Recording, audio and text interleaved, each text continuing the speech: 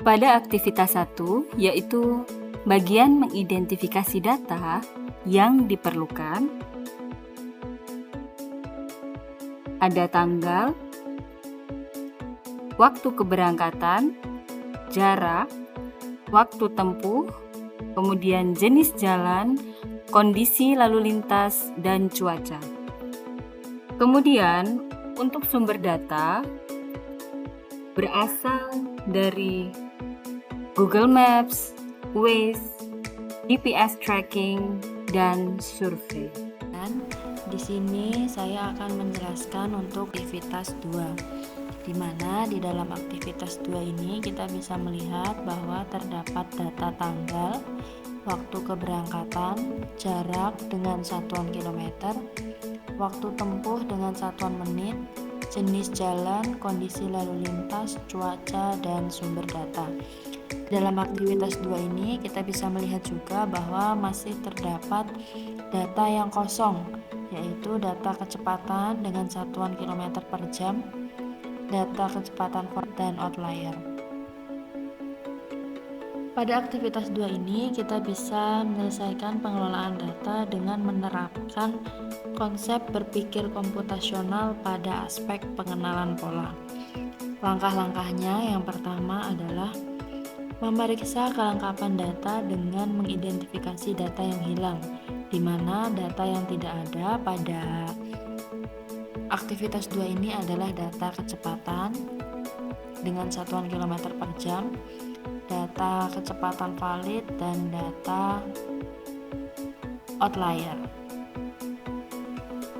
Nah, di sini yang pertama kita bisa menentukan kecepatan dalam satuan kilometer per jam, di mana kita bisa lihat di sini untuk mencari kecepatan kita bisa menggunakan rumus jarak per waktu.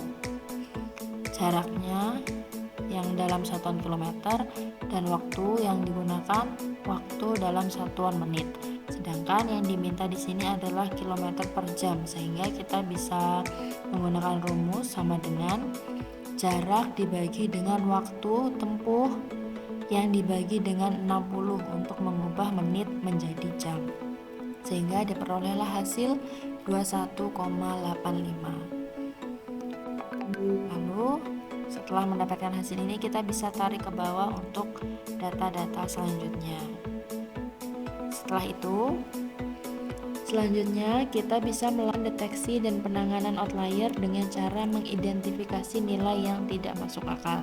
Nah, di sini kami dalam menentukan kecepatan valid, kami menggunakan batasan atau standarisasi untuk data valid jika standar kecepatannya lebih dari sama dengan 40 km per jam.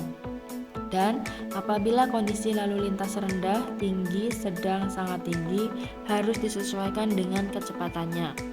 Jika kondisi lalu lintas tinggi, maka kecepatan rendah, begitu juga sebaliknya.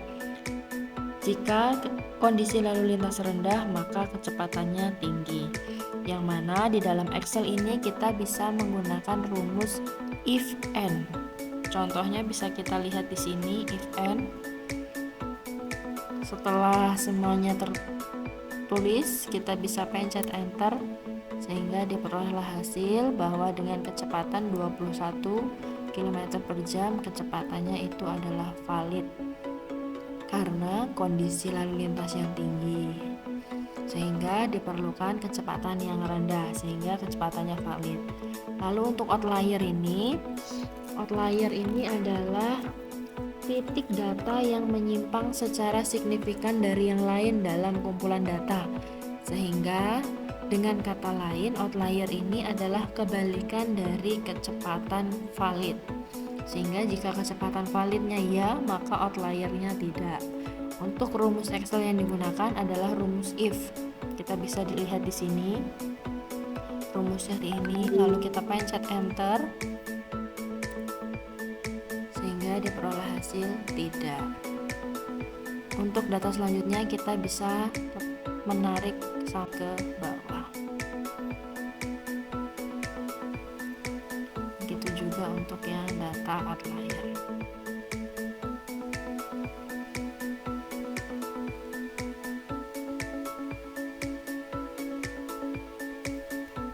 Lalu tahap terakhir adalah menyamakan satuan pengukuran, di mana kita perlu mengkonversi atau mengubah atau menyamakan semua satuan pengukuran dalam data tersebut.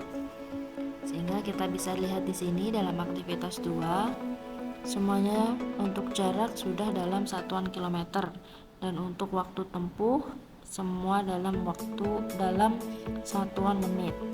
Untuk kecepatan juga tadi sudah kita ubah menit menjadi jam. Semuanya sudah diubah.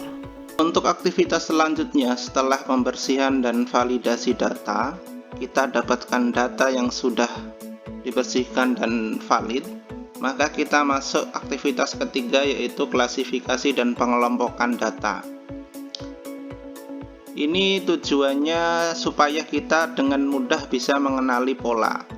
Maka kita bisa kelompokkan data-data sebelumnya dalam beberapa kategori. Di sini dari jarak tempuh, maka kita bisa kategorikan dalam jarak menengah, pendek maupun jauh.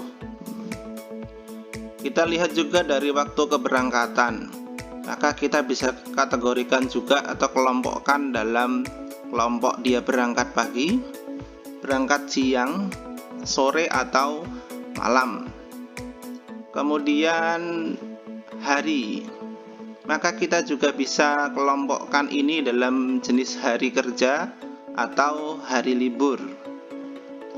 Kemudian ada kelompok lagi selanjutnya, yaitu jenis jalan, karena setiap jalan memiliki aturan masing-masing. Ada jalan raya, ada jalan tol, dan ada jalan dalam kota. Kemudian kondisi lalu lintas juga kita akan kelompokkan.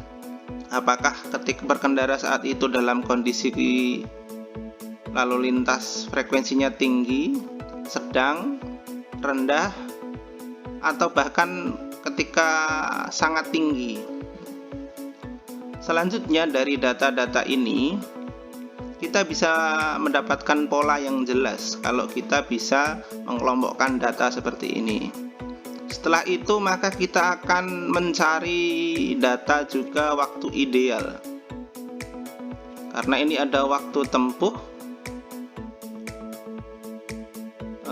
kenyataan, dan ada waktu ideal.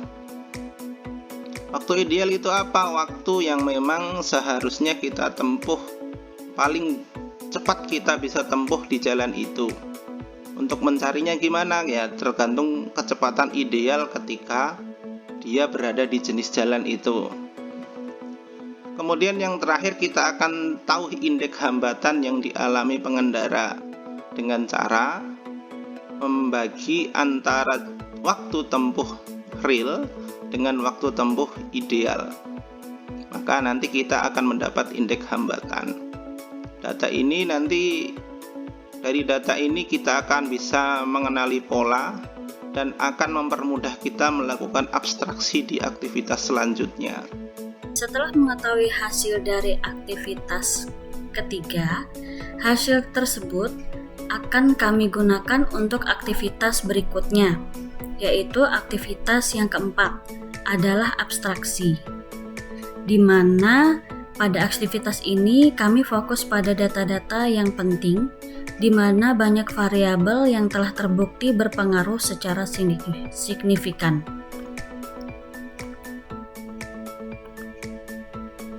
Nah, pada aktivitas ini kami fokus pada data-data yang terpenting, yaitu pertama, waktu tempuh rata-rata per kilometer. Yang kedua, deviasi standar waktu tempuh. Yang ketiga, kecepatan rata-rata per kategori jalan. Dan yang keempat, indeks hambatan rata-rata per kondisi lalu lintas. Untuk rata-rata waktu tempuh per kilometer, kami mendapatkan data pada aktivitas ketiga. Kemudian kami olah di aktivitas keempat dengan hasil yang tertera sebagai berikut.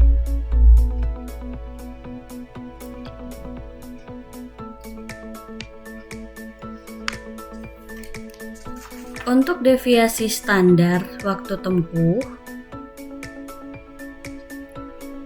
sama halnya kami mendapatkan data pada aktivitas ketiga. Kemudian kami cari rata-ratanya di aktivitas keempat sehingga kami peroleh data seperti yang tertera pada layar.